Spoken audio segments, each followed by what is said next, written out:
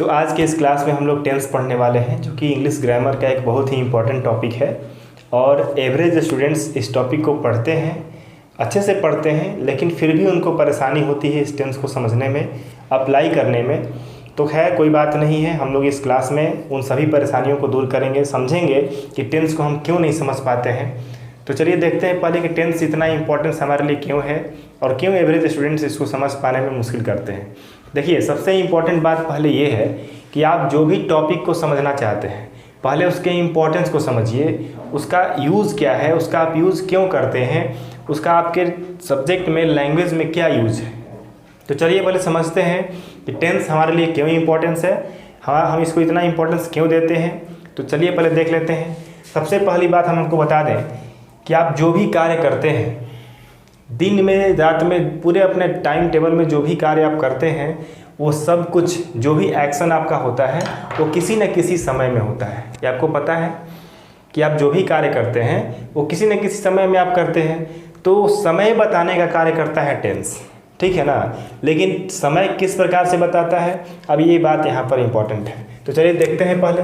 तो टेंस को आप जानते हैं, हिंदी में हम क्या बोलते हैं, काल बोलते हैं, जिसको हम समय भी बोल सकते हैं। मतलब टेंस जो है फाइनली समय बताने का कार्य करता है, ठीक है।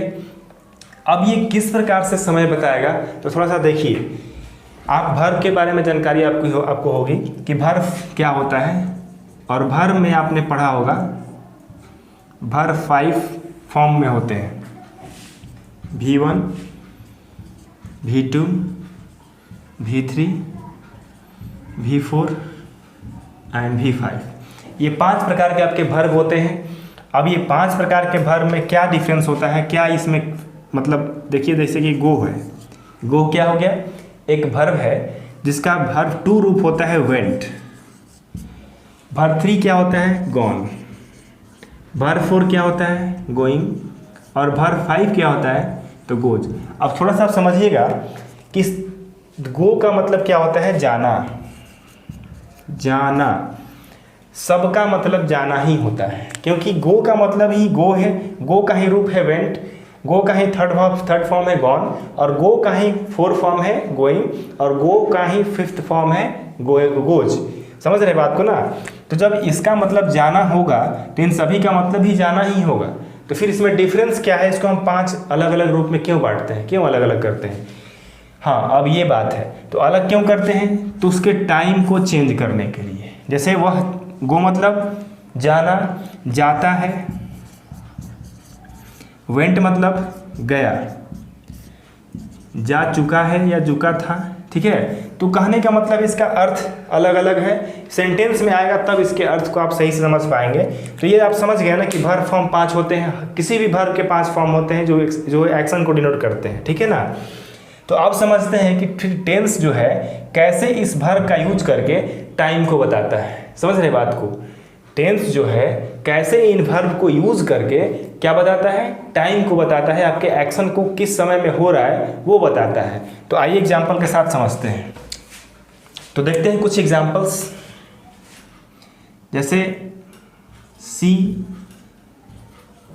गो, गोज, सी वेंट,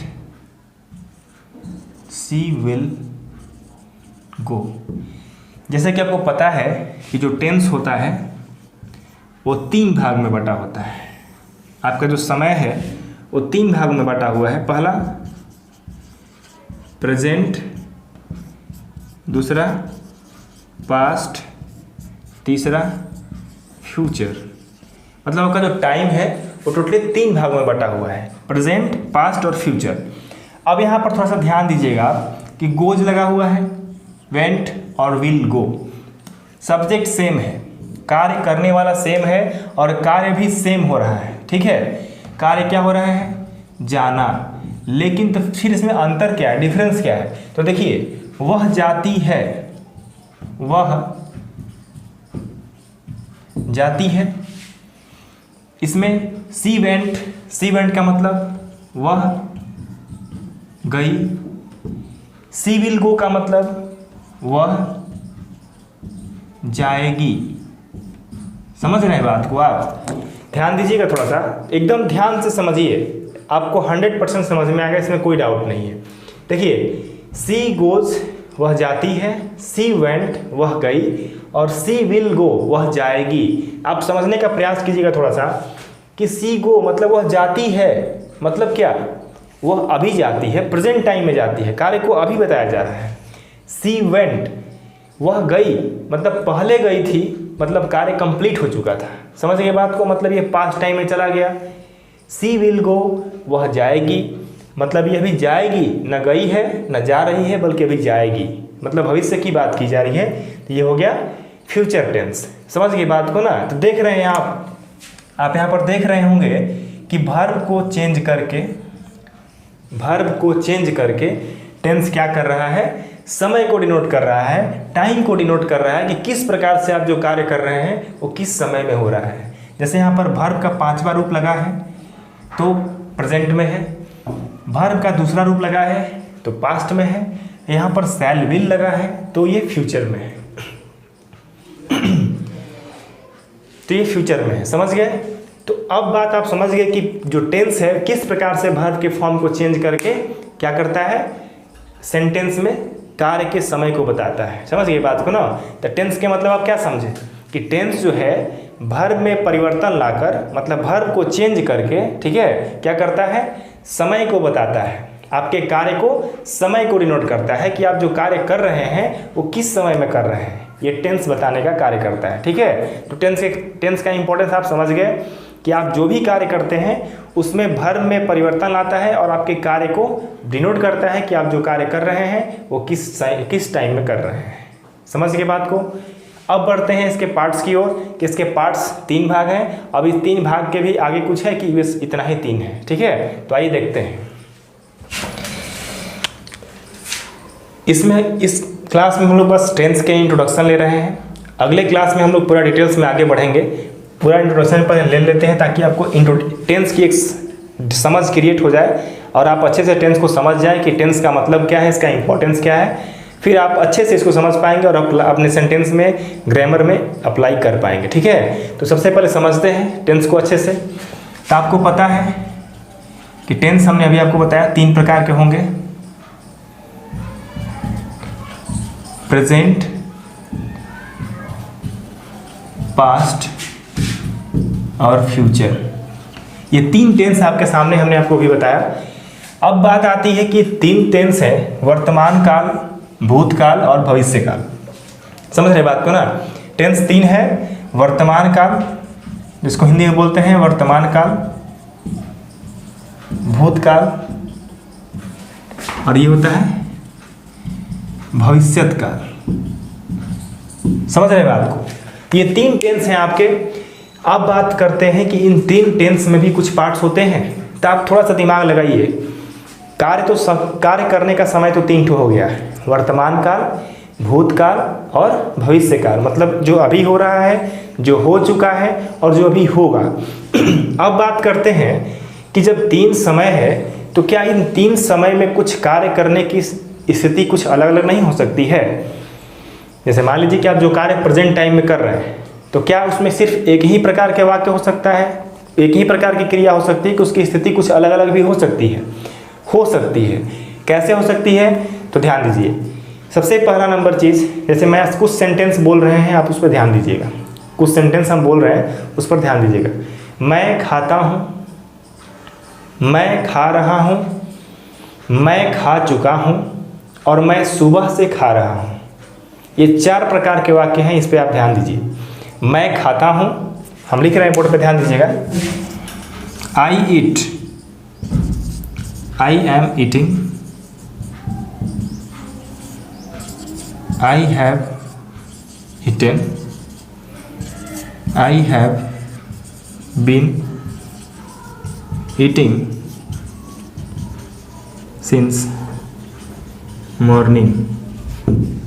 ये 4 प्रकार के वाक्य आपके सामने दिख रहे हैं। आई एट, मैं खाता हूँ, मैं खाता हूँ, इसका मतलब क्या है, मैं खाता हूँ मतलब अभी खाता हूँ और पहले भी खाता था और आगे भी खाता रहूँगा। ये आपकी आदत है, ये डेली हैबिट है। समझ रहे बात को।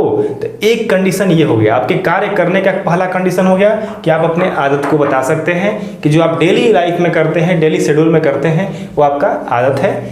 उसी प्रकार से आई एम रीडिंग, मैं पढ़ रहा हूं।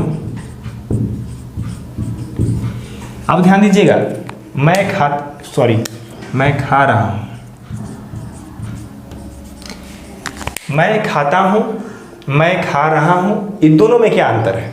खाता हूं इट्स योर हैबिट, खा रहा हूं इट्स योर कंटिन्यूटी। मतलब अभी आप खा रहे हैं, अभी भी खा रहे हैं, समझ रहे हैं बात को ना। मतलब आपने जब बोला कि मैं खाता हूं, तो सुनने वाला को क्या लगेगा कि हाँ आप खाते हैं, मतलब आप खाते हैं, सिंपल सी बात है, आपकी आदत है खाना। लेकिन जब आप बोलेंगे कि मैं खा रहा हूं, तो आपका मतलब है कि मैं अभी भी खा रहा हूं जिस वक्त आपने ये शब्द बोला, सेंटेंस बोला। जैसे मान लीजिए कि आप खाना खा रहे हैं, उस वक्त आपसे कोई पूछता है ना कि क्या कर रहे हो भाई, तो मैं खाना खा रहा हूँ, समझ रहे बात को। तो जब आप ये सेंटेंस बोलेंगे, उस वक्त भी ये कार्य कंटिन्यू है, जारी है, मतलब कंटिन्यूअस, समझ रहे बात को। तो सिंपल सी बात हम लोग लिखते चलते हैं यहाँ पर कि किस किस प्रकार का सेंटेंस है और किस प्रकार से टेंस को और 4 भागों में बांटा जा सकता है। आपको अच्छे से पता है कि तीनों टेंस के 4 और भाग होते हैं, और वो कौन से होते हैं? तो पहला होता है इंडेफिनिट, जिसको हम सिंपल भी बोलते हैं, सिंपल टेंस, मतलब सिंपल प्रेजेंट या सिंपल इंडेफिनिट। उसके बाद सेकंड होता है कंटिन्यूअस, थर्ड वन होता है परफेक्ट, और फोर्थ होता है परफेक्ट कंटिन्यूअस। ठीक है। वैसे देखिए टेंस में इसकी कोई ज़रूरत है नहीं, परफेक्ट कंटिन्यूअस की कोई ज़रूरत थी नहीं, लेकिन फिर भी डाला गया है तो पढ़ना तो है ना। तो समझिए, ध्यान दीजिएगा थोड़ा सा। हमने बताया कि आपकी आदत बताएगा, मतलब सिंपल में वैसे वाक्य आएंगे जो आपकी आदत को बताया जाएगा, डेली हैबिट होगा, ठीक है, जनरल वाक्य हो जाएंगे। अब देखिए कंटिन्यूअस, कंटिन्यूअस का मतलब समझिए, कंटिन्यू, कंटिन्यू मतलब जारी, कोई भी कार्य आपका कंटिन्यू रहेगा, जारी रहेगा। तो आई एम रीडिंग मतलब ईटिंग, तो मैं खा रहा हूँ, तो यहाँ भी आपका कार्य क्या है? कंटिन्यू है।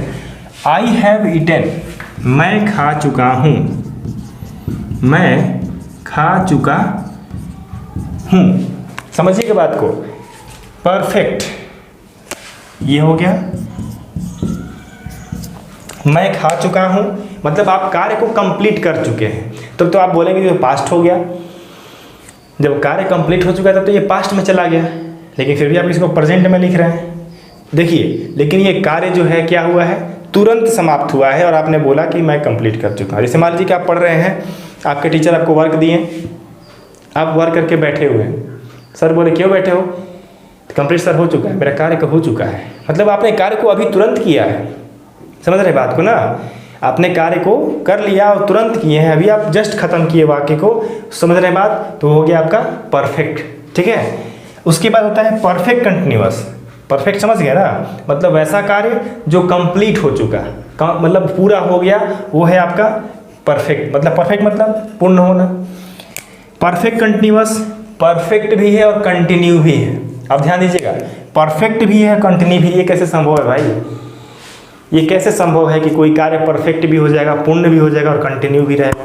तो देखिए, परफेक्ट नहीं होगा, लेकिन यहाँ पर एक छोटी सी बात है कि आप सुबह से समझिएगा, I have been eating since morning, मैं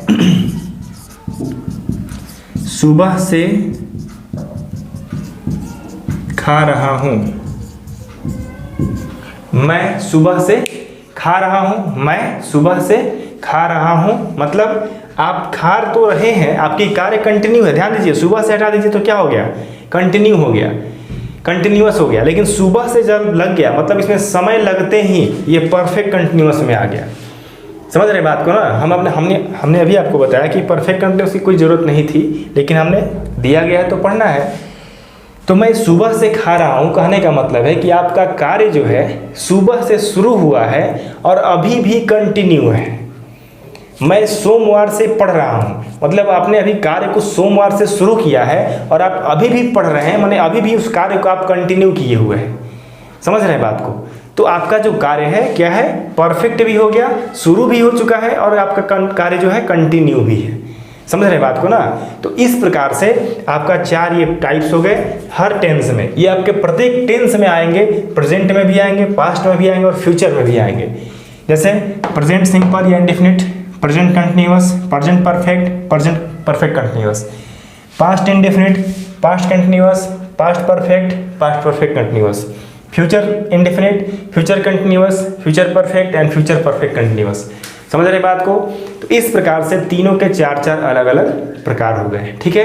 अब इसको चारों को अलग अलग क्यों बांटा गया है, इन तीनों को 4 अलग भाग में क्यों बांटा गया है, तब आप समझ गए कि इसका कंडीशन है, तीनों सेंटेंस का अलग अलग कार्य करने का तरीका है, ठीक है। इसीलिए इसको 4 भाग में अलग अलग बांट दिया गया है। तब परेशान होने की जरूरत नहीं है, आपको याद बिल्कुल नहीं करना है। आप एक ठो याद करेंगे, तीनों याद हो जाएगा। Present perfect, present indefinite, present continuous, तीनों में यही होगा, तीनों टेंस में यही होगा। बस इसका सर नेम बदल जाएगा, प्रेजेंट के जगह पे पास्ट हो जाएगा, पास्ट के जगह पे फ्यूचर हो जाएगा। समझ गए बात को ना, और सब यही रहेगा। समझ गए बात। तो इस प्रकार से आपका ये पूरा का पूरा टेंस को डिवाइड किया गया है 12 पार्ट्स में, ठीक है। तो आप समझ गए, इसका इंट्रोडक्शन ले चुके हैं कि हमारा जो टेंस है किस प्रकार से इंपॉर्टेंट है।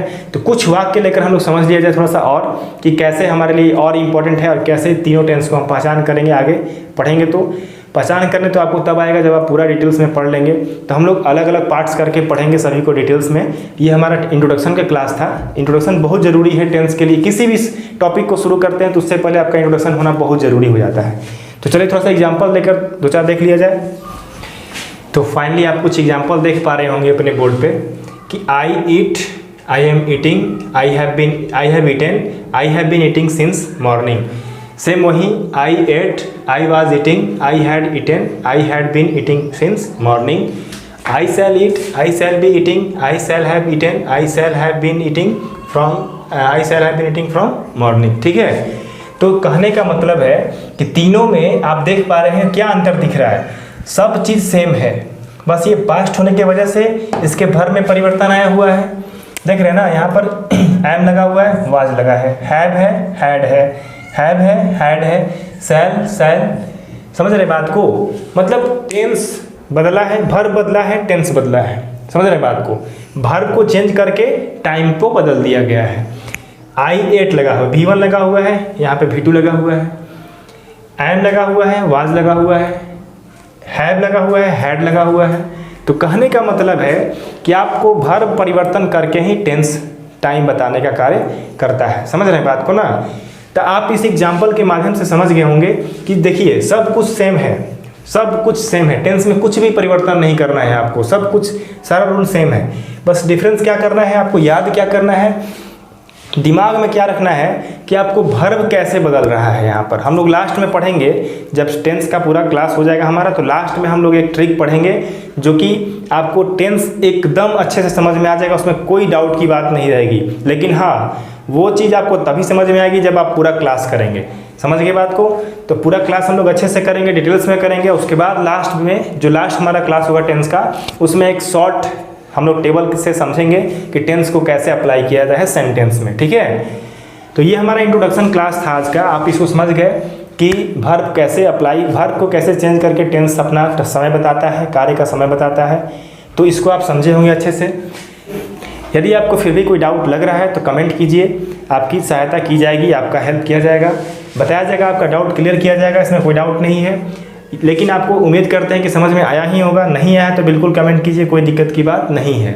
अब हम लोग मिलते हैं फिर से अगले क्लास में, टेंस को लेकर डिटेल्स में पूरे डेफिनेशन प्लस इसके पार्ट्स को कैसे डिफाइन किया गया है, कैसे हम डिफाइन करेंगे, इसका स्ट्रक्चर क्या होगा, कैसे सेंटेंस बनेंगे, इन सभी के साथ। चलिए इस क्लास में इतना ही।